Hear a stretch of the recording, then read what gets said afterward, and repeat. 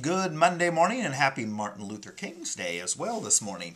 A few things going on this week in Eugene. We've got Terry and Cindy Cummings, Mr. and Mrs. Terry and Cindy Cummings, are teaching their HUD class again in Eugene.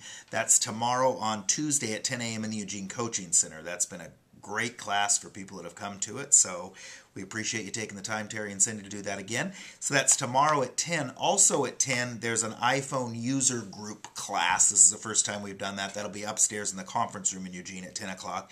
And that's a user group. Cole and Josh are going to help kind of moderate that. And that's just for people to get ideas as to what works, what doesn't work on their iPhones.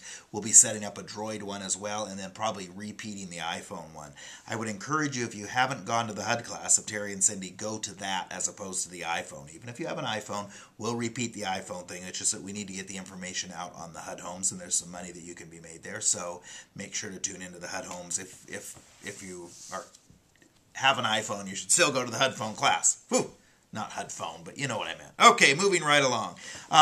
A chart that I wanted to share at our State of the Union last Thursday, but we just ran out of time to do it, and so I'm going to kind of hold it up here, and you can't read it, and I don't expect you to be able to read it here. But what this shows is mortgage rate resets, and this is 2011, right in here. Right in the middle of 2011, it looks like March, April, May 2011, there's the highest number of interest rate resets going clear back to '07 and certainly moving forward.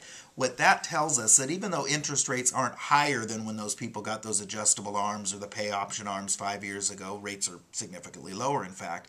But what happens on those pay option arms, they have had the option to pay interest only, or even less than interest only. Wasn't that a good idea? For the last 5 years. And now that those reset, even though in theory the interest rate could go down, they have to make it a amortized payment now instead of interest only, or as many were doing, less than interest only, a negative amortized loan. So what that all means in English is even though their interest rates could stay the same, could in theory go down, their payments are going to go up, and go up significantly, about 36% on average.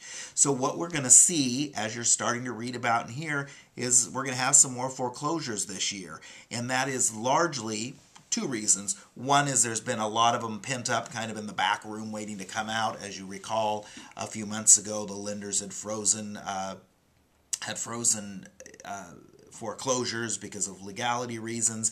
And then also, once foreclosures got started, I'm hearing that a lot of lenders, even though they foreclosed on the properties they have not evicted, would have now become the tenants just because they're behind and they're starting to get caught up. So we are going to see a bigger wave of foreclosures coming this year than we did last year. And again, it's not necessarily because the economy's worse. It's two things. One, that pin-up demand, that's the pin-up ones that have been sitting in the back room, and then these mortgage resets are going to hit us hard this year. So you need to expect that when you're talking to your clients. Maybe you can explain that to them. A lot of mortgages are resetting here in the middle of 11. Those mortgages that were done 5 years ago, and they're going to have their first adjustment. So that's one of the reasons we're seeing mortgage foreclosures are going to peak this year. In fact, they should peak and then start trailing down at the end of the year, although it's going to take a couple years to get that inventory worked out. I guess the moral of the story is, for those of you that work foreclosures, you're going to stay busy. And for those of you that have investors and buyers that are looking for some good deals, there's going to continue to be good deals out there. So keep an eye out for that. If you missed the State of the Union, we had a great turnout at the State of the Union. In fact, an overflow turnout at the State of the Union, but I know a few of you had conflicts with schedules and things. Everyone got an annual business recap. If you weren't at the meeting, your principal broker, Jerry, Judy, or Linda will get you yours. And keep in mind, this recap, we gave everybody a recap for last year for 2010, and then on your RE/MAX anniversary, and some of you, your anniversaries are this month, so you're going to get yet another one. The principal broker is going to give you a shout, sit down for a cup of coffee or whatever, and kind of go over your recap, answer any questions you've got, kind of one-on-one. So if you have any questions on the ones that you were given at the meeting, please run down Linda, Judy, or Jerry, or myself, and we'll get those answered for you. So I think that's going to be, we've gotten great feedback from people. Our agents, that's a great tool not only to know where you stand, but where you stand compared to other RE/MAX agents and other agents in MLS. And certainly that gives you an opportunity to brag about your standings in certain categories on listing appointments. Or if there's areas you need help in, give us a shout and we're going to help you in those areas as well. Few birthdays this week. Kimberly Farrell at Precision Funding is having a birthday this Friday. Fred Adams up in the Corvallis RE/MAX office on Saturday has a birthday. And back in Eugene, Jim Leopard on Sunday. what I've got to wrap us up is Norma Wilson shared with me a real estate investment calculator. So what this calculator does, I just went on and looked at it real briefly, but Norma Wilson, I want to thank you for sharing this with us rather.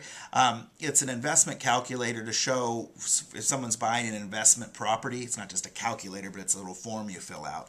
If you go to, and I'll repeat this twice, but get your pen ready. If you go to realestate.yahoo.com/calculators/investment.html.